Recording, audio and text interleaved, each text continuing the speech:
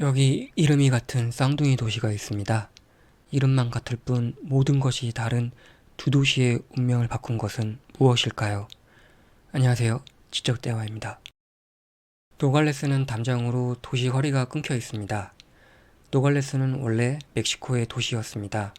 1853년 주 멕시코 공사의 이름을 딴 게지던 메이브로 미국이 멕시코로부터 현재의 애리조나주 남부와 뉴 멕시코 남서부를 사들이면서 노갈레스는 두 개의 도시로 나뉘게 되었습니다.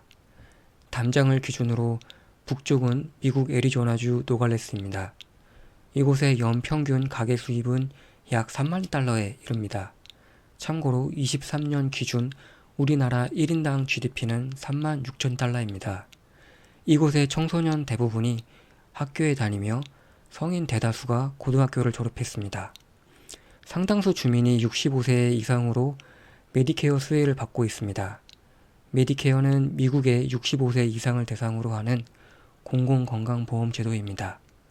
이 지역 주민들은 메디케어는 물론 전기, 전화, 수도, 공중보건, 도로망 및 법질서 등 국가의 다양한 서비스가 당연하다고 여깁니다. 미국 노갈레스 시민들은 생명의 위협을 느끼거나 안전을 걱정하며 살지 않습니다.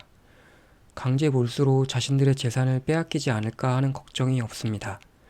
또한 투표를 통해 시장과 국회의원을 뽑을 수 있고 최고 지도자를 뽑는 대통령 선거에도 참여할 수 있음을 당연하게 여깁니다. 하지만 겨우 몇 미터 떨어진 담장 반대편의 노갈레스의 사정은 완전히 반대입니다. 멕시코 소노라주 노갈레스는 멕시코에서는 비교적 잘 사는 축에 들지만 가계 수입은 미국 노갈레스 시민의 30% 수준에 불과합니다. 이 지역 성인 대다수는 고등학교를 졸업하지 못했고 학교에 다닌 적 없는 청소년도 상당합니다. 영아 사망률도 매우 높습니다. 공중보건이 매우 열악해 신생아가 1살을 넘기기 어렵고 경양 상태는 매우 좋지 않습니다. 멕시코 노갈레스의 도로망은 엉망이고 법질서는 열악해 범죄율은 하늘을 찌릅니다. 생계를 위해 사업을 하려면 무수한 허가를 받기 위해 뒷돈을 주어야 할 만큼 부패한 공무원과 정치인이 많습니다. 일자리가 없는 멕시코 노갈레스 주민들은 아침이면 국경을 넘어 미국 노갈레스에서 일하고 저녁이면 다시 돌아오기를 매일 반복하고 있습니다. 한 도시라도 다름없는 노갈레스 주민들은 담장 하나를 두고 왜 이렇게 다른 삶을 살아야 할까요? 이 지역의 지리, 기후, 질병 종류는 다를 게 없습니다. 2024년 노벨 경제학상을 받은 MIT 경제학 교수 데런 엘스모 글로에 따르면 단 하나 다른 것은 국경에 따른 정치, 경제 체제라고 지적합니다. 미국 노갈레스 시민들은 미국 정부가 만들어 놓은 경제적 제도를 누리고 삽니다. 그 덕에 자유롭게 직업을 선택하고 학교에 다니며 기술을 습득하고 임금을 받습니다.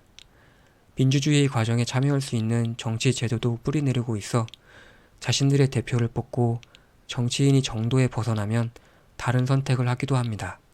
하지만 멕시코 노갈레스 주민들은 운이 좋지 못합니다. 다른 제도가 지배하는 전혀 다른 세계에 살고 있습니다. 두 도시의 역사를 거슬러 보면 영국과 스페인이 미국과 멕시코에 어떤 제도를 남겨놓았는지로 연결됩니다.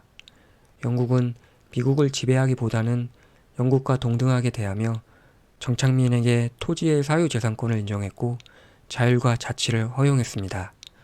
영국 왕은 의회의 동의 없이 세금을 거두거나 상비군을 강제로 소집하고 법률을 만드는 것이 불가능했습니다.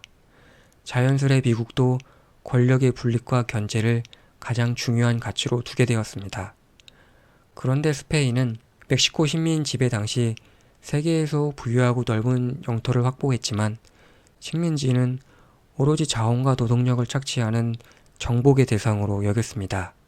소수 계급에게만 토지와 권력을 몰아주었고 결국 오랫동안 사회에 스며든 특권과 편법이 이후의 부정부패로 굳어졌습니다.